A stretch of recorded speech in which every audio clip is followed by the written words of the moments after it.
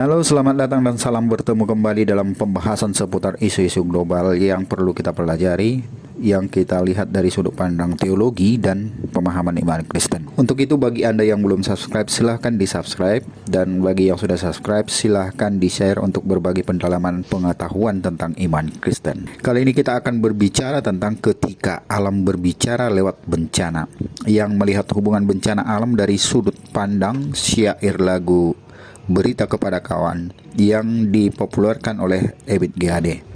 Lagu Berita Kepada Kawan yang dipopulerkan oleh Ebit GAD tidak asing lagi bagi pecinta musik, bahkan bagi kalangan masyarakat luas. Berhubung lagu ini sering didengarkan ketika adanya sebuah bencana alam yang melanda di setiap sudut negeri ini.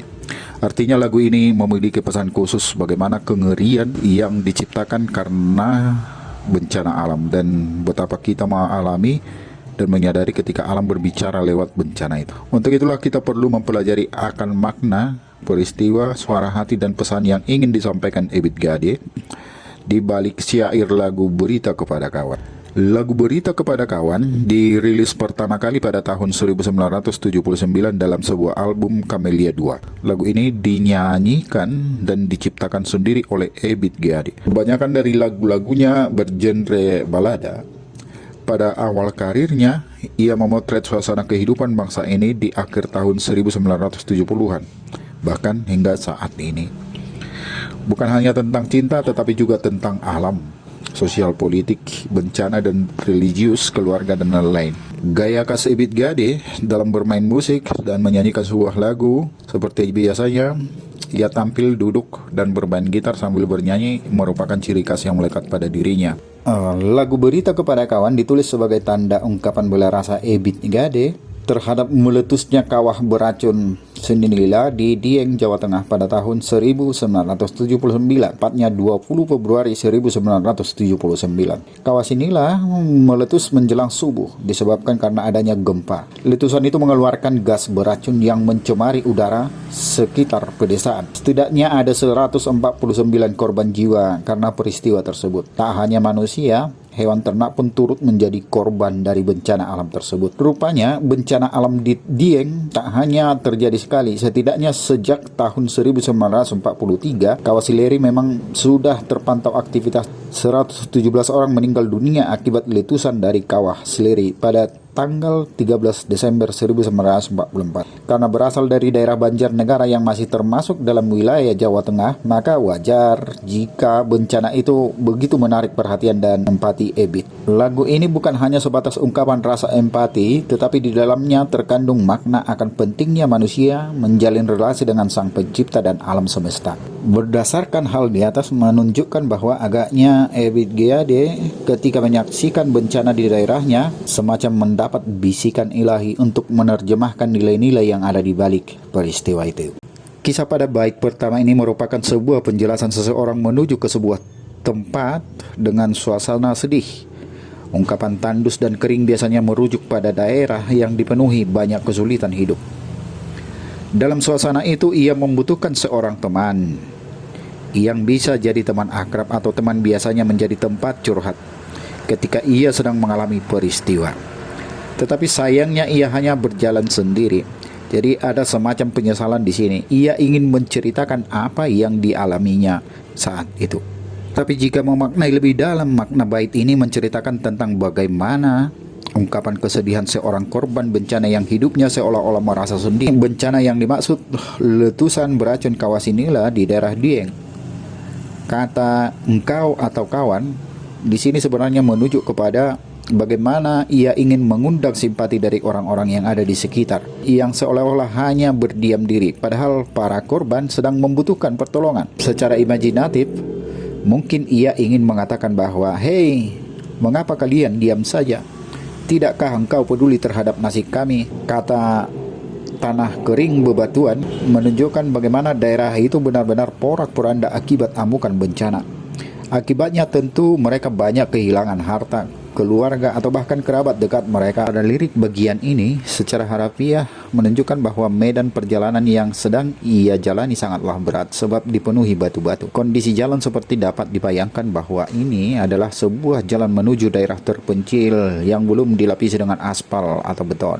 Atau bisa jadi jalannya kurang dirawat dan mendapat perhatian sehingga kerusakannya semakin parah. Kondisi ini berimbas pada kondisi fisik yang melelahkan dan juga perasaan selama melakukan perjalanan. Dalam perjalanan ini ia juga menemui seorang pengembala yang sedang menangis. Entah apa yang ditangisi gembala ini tidak diketahui secara pasti. Tetapi yang jelas apa yang sedang ia alami sangatlah mendukakan hatinya. Karena dalam konteks gembala mungkin saja yang ia tangisi adalah ternaknya yang baru saja mati. Pemaknaan lebih dalam pada bagian ini menunjukkan bagaimana bencana tersebut sangat menguras fisik dan juga perasaan. Betapa tidak, ketika bencana terjadi, seseorang akan sangat sibuk untuk bertahan hidup. Bukan hanya menyangkut dirinya, tetapi juga keluarganya, kerabat, dan jika masih ada waktu, sebisa mungkin menyelamatkan harta benda yang kemungkinan bisa diselamatkan. Perasaan dilema dan tidak karuan tentu menyelimuti si korban. Hal yang menarik juga di sini bahwa ungkapan gembala kecil menangis sedih bisa merujuk pada perasaan sedih yang sangat mendalam. Anak-anak dalam keterbatasan fisik dan tenaga yang ia miliki akan hanya bergantung pada orang atau kerabat untuk bisa menyelamatkannya. Tetapi jika kerabat atau orang tua mereka telah menjadi korban, maka menangis dan meratap adalah jalan satu-satunya yang bisa ia lakukan. Selain itu, istilah gembala kecil biasanya mewakili kesederhanaan, kebersahajaan, kemiskinan, dan kelompok yang tidak banyak menuntut. Tetapi mengapa penderitaan itu justru lebih dekat kepada mereka?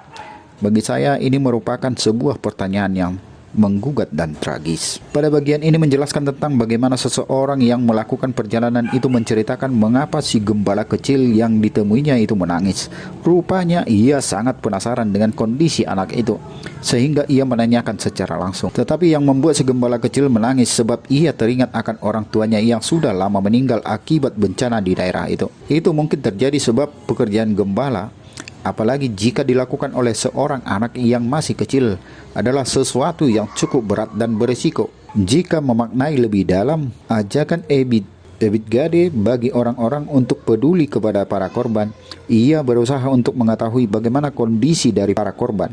Dan agaknya bisa dilihat bahwa pada bagian ini ia ingin memfokuskan diri pada orang-orang yang secara khusus telah kehilangan keluarga akibat amukan bencana yang telah terjadi. Ungkapan ditelan bencana tanah ini menunjukkan bagaimana hebatnya bencana yang terjadi di daerah tersebut.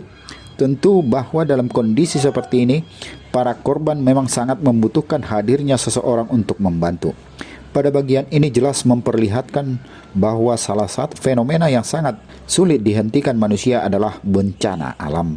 Alam di sisi lain menyediakan sebuah tempat di mana manusia dapat hidup dan melakukan berbagai aktivitasnya. Tetapi di sisi lain bisa menjadi sebuah momok yang menakutkan yang sekali-kali dapat bereaksi dan manusia hanya bisa menerima hasil dari reaksi itu. Bagian ini menceritakan tentang perjalanan selanjutnya setelah kembali dari tempat yang ia tuju dan melihat semua fenomena yang telah terjadi. Setting tempat yang ia pilih adalah pinggir pantai. Oleh karena ia tidak memiliki teman untuk berbagi tentang pengalamannya, maka ia seakan-akan ingin menyampaikan kondisi itu kepada sesuatu yang sebenarnya tidak bisa memberikan jawaban. Dan benar bahwa sekeras apapun dia berbicara, ia tidak akan pernah menemukan jawaban. Hanya kebisuan yang ia temui. Pada akhirnya ia pun tetap merasa sendiri dan hanya bisa menyaksikan langit yang jauh. Secara lebih mendalam, sebenarnya bagian ini mau menjelaskan tentang usaha yang ia lakukan demi meringankan beban dari orang-orang yang terkena bencana. Menariknya bahwa laut di sini bukan hanya bisa diartikan sebagai kumpulan air yang banyak dan menyimpan banyak makhluk dan kehidupan di dalamnya, tetapi juga bisa diartikan sebagai tempat di mana manusia itu ada. Ia berusaha menarik simpati orang-orang yang ada agar tergerak hatinya untuk menolong. Tetapi yang terjadi adalah tidak mempunyai respon, sama sekali tidak tergerak hatinya untuk membantu.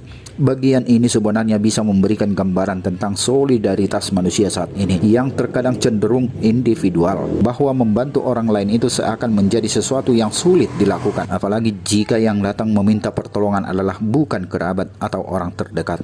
Perbandingan antara aku dan laut, matahari, ombak, dan karang seolah-olah menunjukkan alasan mengapa tidak ingin turut bersolidaritas, karena kita berbeda. Setelah berusaha tidak mendapatkan respon dari laut, karang, ombak, dan matahari, ia kemudian fokus dan termenung menatap ke arah langit. Ia mencoba mencari tahu apa di tempat nan jauh di sana memiliki jawaban tentang mengapa daerah itu mengalami penderitaan dan bencana.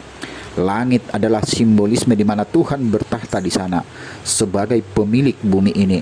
Mungkin dia bosan dengan kejahatan yang dilakukan manusia, atau alam yang sudah tidak mau lagi bersahut dan menjadi tuan rumah yang baik bagi tempat tinggal manusia. Lagi-lagi tidak ada jawabnya. Akhirnya ia pun bertanya pada sesuatu yang kecil di dekatnya, yaitu rumput yang bergoyang. Jadi bagian ini termasuk bait suci keempat, merupakan ungkapan rasa frustrasi. Frustrasi karena ia tak kunjung menemukan jawaban dari kegelisahan yang ia alami. Secara lebih mendalam, bahwa bagian ini merupakan sebuah bentuk refleksi atas fenomena alam yang sedang terjadi. Terdapat pandangan umum manusia yang meyakini bahwa pada dasarnya bencana itu berasal dari Tuhan. Penyebab terjadinya bencana dikaitkan dengan dosa manusia. Tuhan digambarkan sebagai sosok yang mirip dengan manusia, yang bisa saja bosan ketika ada orang yang selalu melakukan kesalahan secara terus-menerus. Hal yang kedua ialah bahwa bencana terjadi akibat ketidakmampuan manusia menjadi teman yang baik bagi manusia. Alam telah menyiapkan sesuatu yang dibutuhkan manusia, tetapi manusia memanfaatkannya secara tidak bijaksana. Jadi ada sebuah perjanjian yang telah dilanggar manusia. Yang menarik pada bagian ini, bahwa posisi antara Allah dan alam itu sama. Allah bisa mendatangkan malapetaka jika manusia banyak melakukan dosa. Di sisi lain, alam juga bisa melakukan jika ia sudah enggan bersahabat dengan manusia. Itu berarti bahwa Allah dan alam merupakan sesuatu yang tidak bisa dipahami manusia seutuhnya. Allah dan alam itu syarat dengan misteri dan teka-teki. Manusia tidak akan mampu menyelami hal itu. Jika Allah dan alam telah bertindak, maka tidak akan ada yang bisa menghentikannya, termasuk manusia dengan segala kecanggihan teknologi yang ia miliki. Jadi, kedua ungkapan, mungkin Tuhan mulai bosan melihat tingkah kita yang selalu salah dan bangga dengan dosa-dosa, dan alam mulai enggan bersahabat dengan kita. Jelas bahwa yang berkembang dalam konteks ini adalah sebuah teologi penghukuman. Oleh sebab itu manusia harus introspeksi diri dan harus mencari jawaban ke arah dosa-dosanya. Tentu teologi semacam ini banyak dipercayai penganut agama yang lain termasuk Kristen juga. Pemahaman ini sering disebut dengan ajaran teodise. Dari kalimat, coba kita bertanya pada rumput yang bergoyang, juga dapat memberikan pemahaman kepada audiens dari Ebit bahwa ia sendiri sebenarnya memiliki pemahaman mistik dalam menyikapi sebuah bencana. Dengan bertanya pada kebisuan yang meskipun terkadang tidak menemukan jawaban, saya melihat bahwa Ebit sendiri mempunyai alternatif jawaban atas pertanyaannya. Tidak semua peristiwa mempunyai jawaban dalam waktu yang singkat, tetapi waktu pula lah yang akan menjawab. Menurut saya bahwa ini lebih positif ketimbang mempertahankan pemahaman teodise yang sifatnya mutlak dan bisa jadi tidak mengajarkan seseorang untuk berefleksi secara mendalam dan lebih luas. Berdasarkan informasi yang didapatkan dalam lagu Berita Kepada Kawan, maka memberikan informasi tentang bagaimana Ebit Geade memahami relasi antara manusia, alam, dan Tuhan dalam konteks bencana. Memang manusia tidak bisa menghentikan datangnya bencana, tetapi setidaknya manusia bisa menunda dengan cara memperbaiki hubungan dengan baik dengan Tuhan dan alam, atau lebih jauh melihat makna di balik semua peristiwa itu. Dalam konteks ini juga umumnya berkaitan dengan tradisi kekristenan, misalnya yang terdapat dalam Kejadian 1 ayat 26 hingga ayat 28 yang juga menjelaskan tentang bagaimana seharusnya manusia menjalin relasi dengan Tuhan dan alam agar harmoni kehidupan tetap berjalan. Pada perikop itu Allah digambarkan sebagai pencipta alam semesta dan juga manusia dengan firman-Nya. Jadi dalam konteks ini Allah berada pada posisi teratas sebab dialah yang menjadikan segala sesuatu. Selanjutnya ialah menjelaskan tentang tujuan alam itu diciptakan. Dalam konteks Kejadian 1 ayat 26 hingga ayat 28 memperlihatkan bahwa bumi dan seluruh isinya diciptakan agar manusia bisa berkuasa atasnya dan menaklukkannya. Teks ini sering dipandang memiliki makna ambigu. Ambiguitas teks ini terletak pada mandat yang diberikan oleh Allah kepada manusia. Hal ini kemudian memunculkan berbagai tuduhan dari beberapa ahli yang melihat bahwa teks Alkitab ini memang mendukung tindakan manusia untuk memperlakukan alam ini sewenang-wenang. Atau dengan kata lain, Alkitab sepertinya membenarkan aktivitas manusia untuk mengeksploitasi makhluk hidup lainnya dengan tidak memiliki batasan. Kata berkuasalah dan taklukkanlah merupakan kata yang diterjemahkan dari bahasa Ibrani, dari kata radah dan kabas. Jika melihat arti harfiah, unsur mendominasi di dalamnya. Tetapi dalam konsep ini, saya mengutip apa yang Gerrit Singgih teliti, menawarkan suatu pendekatan bahwa dalam memahami teks ini perlu diinterpretasi dengan menekankan lebih banyak pada tanggung jawab daripada kekuasaan, sehingga tercapai keseimbangan. Selain itu, menurut Gerrit Singgih juga menawarkan agar makna radah yang secara etimologis berarti menginjak-injak tidak perlu dipertahankan secara etimologis kalau muncul dalam konteks lain, seperti halnya pemunculan dalam konteks penciptaan manusia. Dengan menggunakan pendekatan ini, maka manusia sebagai wakil Allah dalam mengelola bumi dan menggembalakan makhluk ciptaan lainnya, kuasa manusia memiliki batasan bahwa kuasa yang diberikan Allah ini mengandung tanggung jawab atas mereka.